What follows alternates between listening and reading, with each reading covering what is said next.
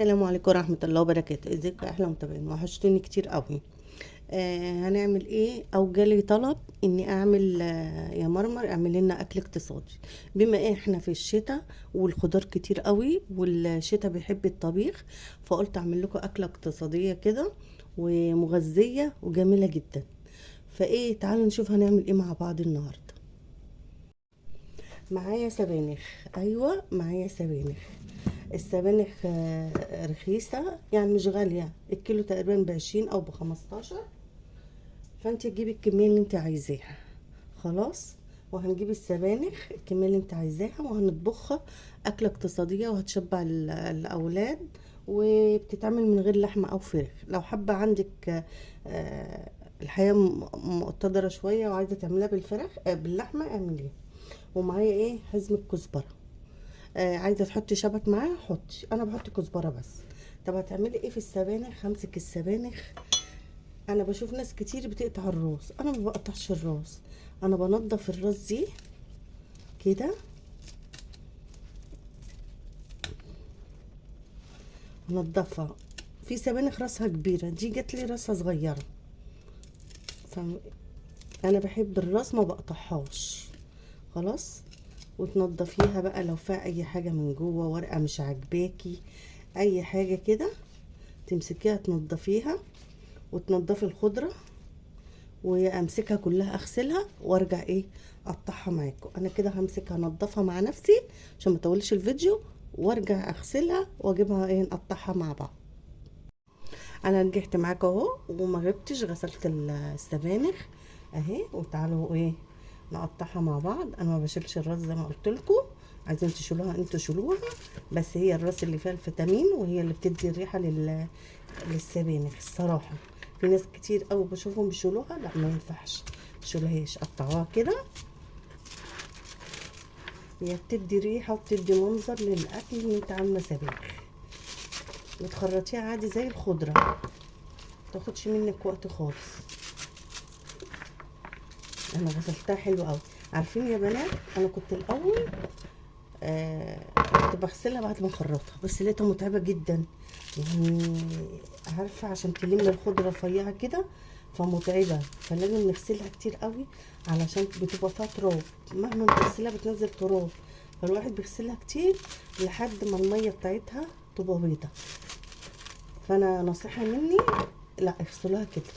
وفايدتها بتبقى هنا كده، بدل ما تقطعيها بتبقى الفايده راحت. اغسليها الاول ونضفيها واغسليها، وبعد كده قطعيها تبقى اسهل ليكي.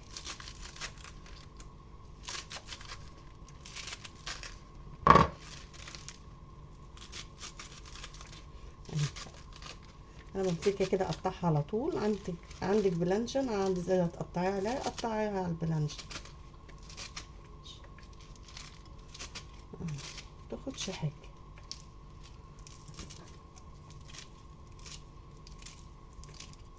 السمنة دي فايدتها جميله جدا وفيها حديد، ولازم نعود اولادنا انهم ياكلوها. ادي يا بنات بقى هنعمل ايه. ادي معايا حله وفيها بصل، مخرطه فيها بصل، وحاطه ماده دهنيه سمنه على زيت.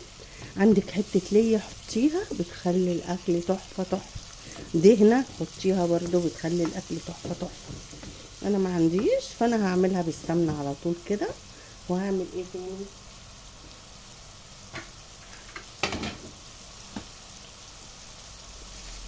احط لها شويه فلفل اسود بتخلي ريحه البصله تحفه.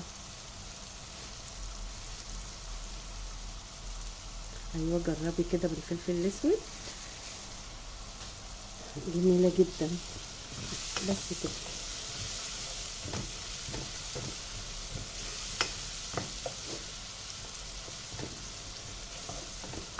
عارفين يا بنات، زمان لما كنت اعمل السبانخ بنتي ما كانتش بتاكلها، دلوقتي بتعشقها.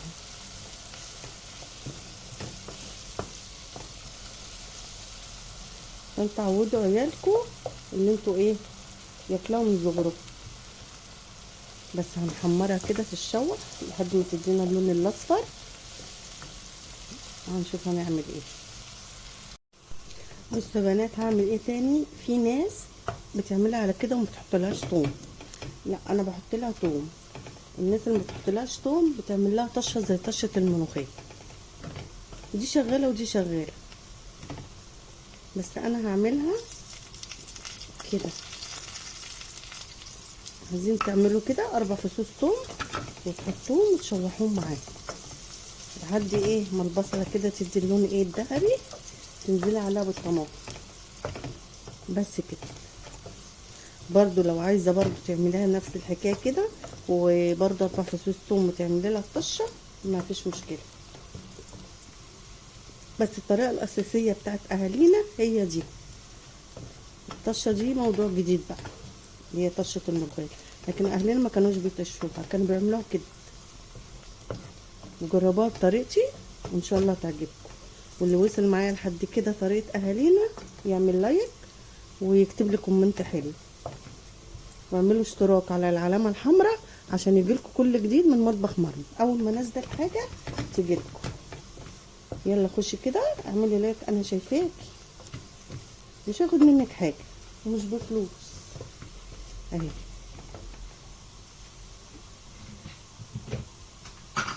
مقلكمش بقى على ريحه التومه، الله بحب ريحه التومه قوي. بصوا هنزل بقى بالطماطم. طبعا كميه الاكل اللي انت ايه عاملاه بس كده. ولا اهالينا كانوا بيحطوا معلقه سكر ولا حاجه، ده اختراع جديد احنا بنحطه، بس هي ما كانتش بيحطوا معلقه سكر ولا اي حاجه. بس هم شويه الفلفل الاسود بس وخلاص كده. عايزه تحطي توابل لحمه حطي برضه. خلاص هسيبها بقى تتسبك وتعالي نعمل ايه. معايا حله يا بنات، معلش معايا حله وفيها ماده دهنيه سمنه على زيت.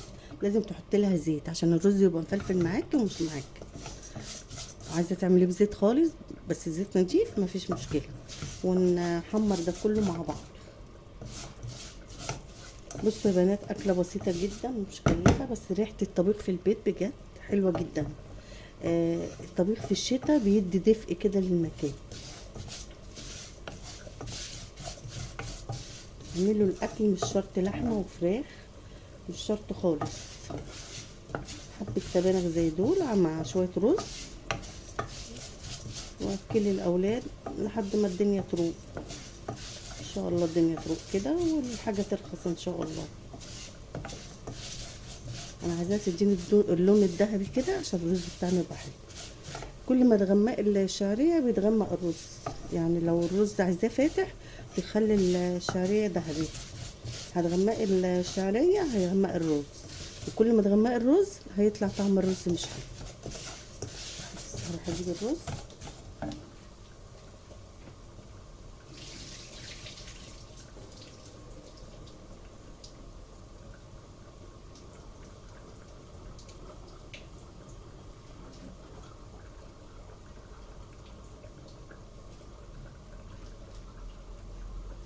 ادي الرز اهو.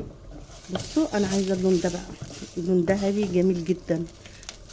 خلاص هنزل بالرز. الرز طبعا رز مصري، انا نقعه كده حوالي نص ساعه كده. ايوه انا من النوع اللي بنقع الرز، اتعودت على كده. بس وهشوح ده كله مع الشعريه في قلب بعضه واحط له ملح. طب يا مرمى راح نحط شويه فلفل اسود، شويه كمون، شويه لا لا لا لا، الفلفل الاسود بيسود الرز وانا ما بحبش كده. طب عندي شوربه احطها، لو عندك شوربه حطيها على الطبيخ، خلي الرز بلونه كده.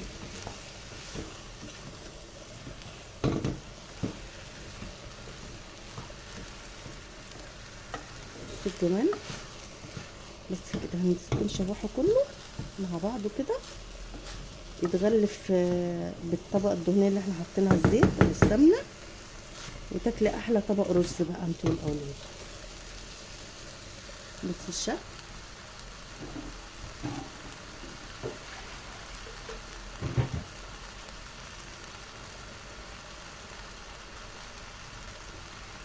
ننزل بالرز بتاعنا بالاسفة بالمية على الرز، وهنقلب ده كله. هي الحلة جت صغيرة شوية بس مش مشكلة.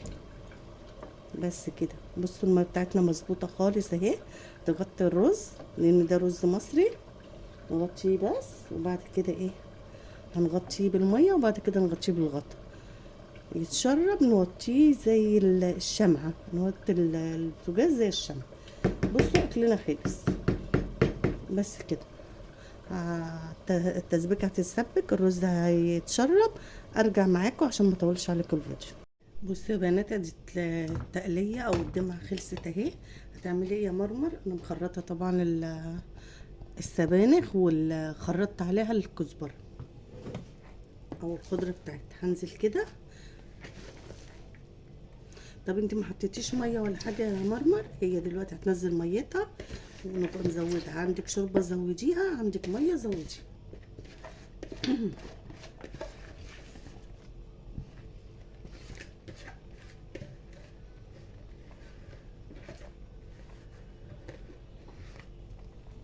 جميله قوي بقى جنب. بصوا كده اهي. هي ما تقلبهاش، هي ثواني كده وهتنزل ايه ميتها. بجد اكله جميله شتويه. جنبها ليمون مخلي اللفت. هي تعشق اللفت. بتنجان انا بحبها جنب البتنجان. هغطيها لحد ما تدبل شويه كده، هنوطيها عليها تدبل وبعد كده هنشوف هنعمل. بصوا يا بنات الرز تحفه. بصوا جميل جدا. يلا نشوف هنعمل. بصوا يا بنات اهي انا سبتها. بصوا خست ازاي. هنقلبها بقى. نزلت الميه بتاعتها اهي. بصوا تبقى كتيره قوي ومع البخار بتروح تدبل كده وبتنزل.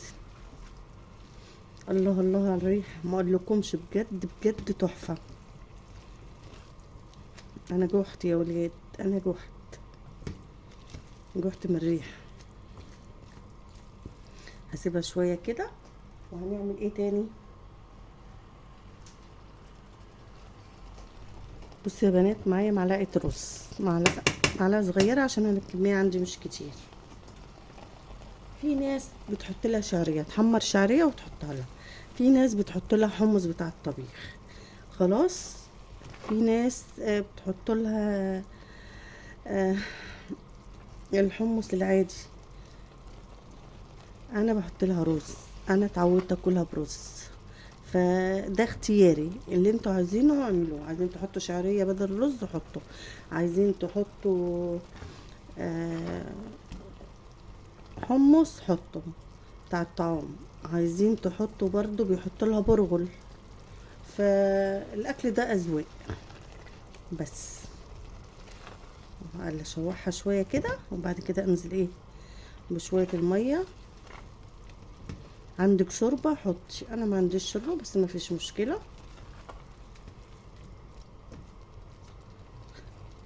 او عندي بس انا هحطها كده عشان اوريكم الاكل بيبقى جميل جدا عادي خالص من غير تكلفه. وفراخ ولحمه. عندك لحمه خير وبركه حطيها في قلبيها. لو عندك لحمه مستويه يعني داخله في السوا حطيها دلوقتي. عايزه تعملي جنبها فراخ مفيش مشكله. ده في الاخر انت حره. بس كده هجيب ميه واحطها.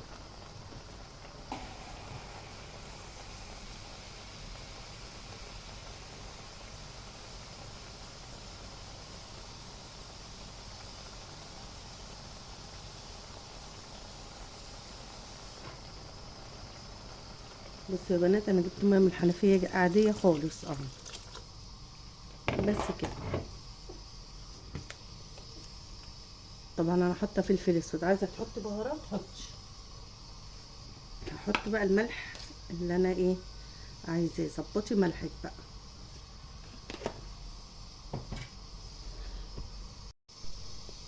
ظبطي ملحك بقى وسيبيها ايه لحد ما تستوي شويه كده عشان الرز بتاعنا ني طبعا. بس طبخنا سهل جدا ومش هياخد نص ساعه في ايدك واكلنا خلص. بس كده هسيبه يستوي. ادي خلصنا الاكل يا بنات، والاكل تحفه تحفه والريحه جميله قوي. بصوا طبق السبانخ، بصوا الجمال، بصوا الحلاوه. ايه لازم يكون فيه لحمه يعني وفراخ، ليه ما نعرفش نعمل اكل كده؟ ايه رايكم في طبق الرز؟ خطير خطير خطير. ايه رايكم؟ ايه رايكم في اكلنا؟ وطبعا عملت طبق بتنجان، وعندي ليمون مخلل هطلعه جميل جدا. ودي اكلتنا النهارده سهله جدا وبسيطه ومش مكلفه جدا واقتصاديه، واكل الشتاء تحفه جميله جدا. انا بحب السبانخ بالعيش، بتبقى خطيره وطعمها حلو جدا. يلا يا بنات قوموا هاتلكوا كيلو سبانخ وجربوها واعملوها بنفس الطريقه دي، وابعتولي وقولوا لي ايه رايكم فيها. يا رب الفيديو النهارده يعجبكم ويكون سهل. ولاول مره تدخل قناتي تعمل لي اشتراك وتعمل لي لايك علشان يجيلها كل جديد من مطبخ مرمر، واول حاجه انزلها تجيلها، واول ما انزل اي حاجه تجيلها. هتوحشوني بالفيديو ده للفيديو اللي جاي، واقول لكم ايه، سلام يا احلى متابعين يا احلى اخوات في الدنيا. هتوحشوني من الفيديو ده للفيديو اللي جاي. سلام.